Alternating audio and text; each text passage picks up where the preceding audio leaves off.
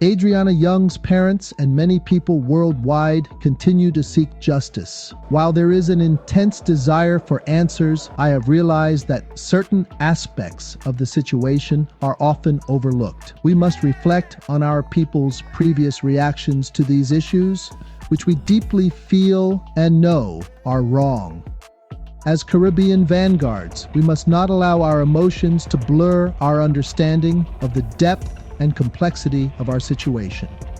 I appreciate the public pressure on the government in pursuit of justice. But for the Caribbean vanguards, justice has already begun. This justice is far more impactful than anything others can offer us because it is enduring and solid, and we choose what it looks like.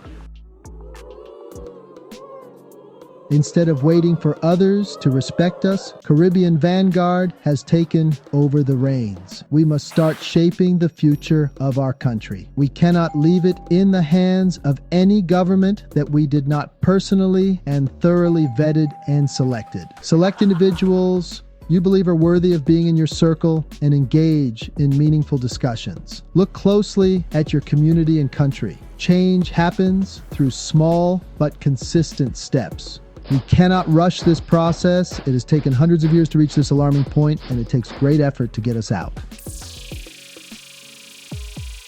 Remember, this effort is for our ancestors, for Adrianna, and for other young boys and girls who have been harmed. It is for the next generation. We must work to provide them with a solid foundation that belongs to them instead of perpetuating a system that exists under another person's or another group's control. People from all backgrounds, races, and religions are speaking out on this positively. However, there is a significant problem that we often try to avoid. To illustrate this, I will use a metaphor that some will understand while others may not. Just because you're a snake charmer who survives encounters with poisonous snakes or happens to be around them doesn't mean your children, friends, relatives, or others will be as fortunate. The nature of a snake will never change, just as certain aspects of humanity remain constant.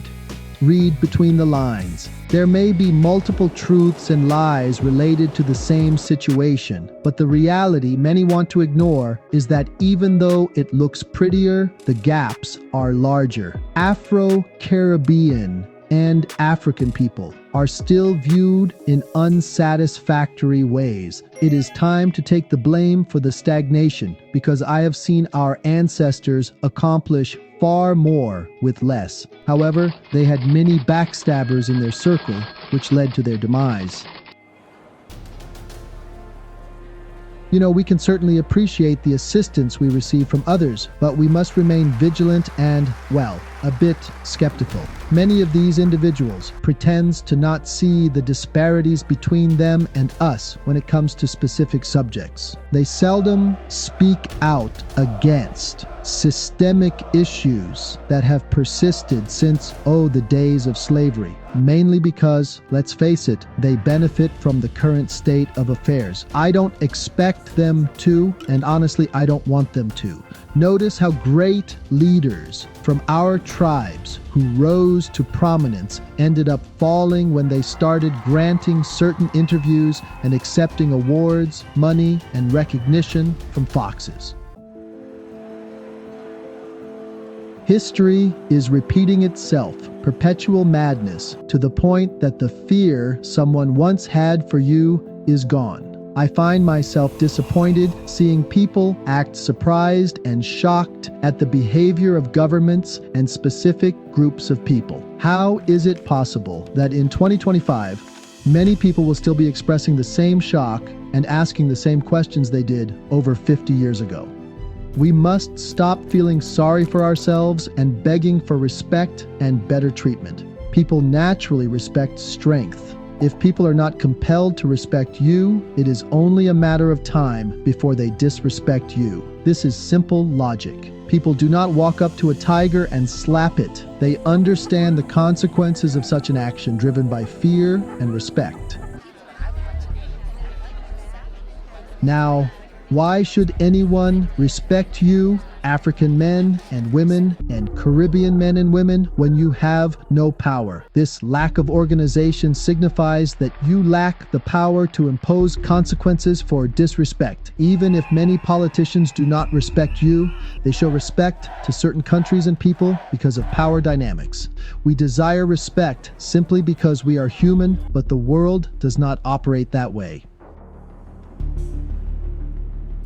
We are evading responsibility. Marcus Garvey and numerous great leaders before and after him have given us the guidance we need, yet we choose to ignore it. We find ourselves as part-time warriors, which is why Caribbean vanguards must recognize that we are often on our own. We cannot squander time trying to persuade most of our community to change their approach to life. Like the 1% that rules and directs the world, we must be the focused minority. While a few good individuals may lend a helping hand, we must remember that we are up against a powerful and conniving system, a monster that cannot be defeated by a handful of good ones. Besides, historically, many good ones are the mothers, brothers, fathers, sisters, sons, aunties, uncles, and close friends of those who wants to maintain control over you. As we have often observed, they can easily be used against you. Therefore, be cautious about who you allow in and how much you reveal to them. These individuals cannot change our circumstances. They will never oppose their own kind in a manner that would free us from their control. Thus, our trust in anyone not thoroughly vetted should remain limited. In time to come, I will try to paint a better picture of what this looks like. African and Caribbean people face common challenges worldwide. Despite cultural differences, universal themes resonate across our countries, whether on the continent or in the Caribbean.